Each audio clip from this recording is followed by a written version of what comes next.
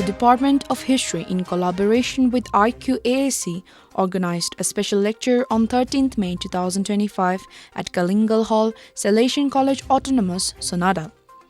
The event aimed to provide students and faculty with a deeper understanding of historiographic and various historical interpretations, including the rise of Islam. The program began with the lighting of the ceremonial lamp. The lecture was delivered by Dr. Varun Kumar Roy, Associate Professor and Head, Department of History, North Bengal University, titled History and the Making of Historians. The lecture introduced historiography as a field shaped by historians' perspectives, ideologies, and contexts. The session concluded with a question and answer, followed by a vote of thanks. The lecture was well received and contributed to a better understanding of history as a discipline.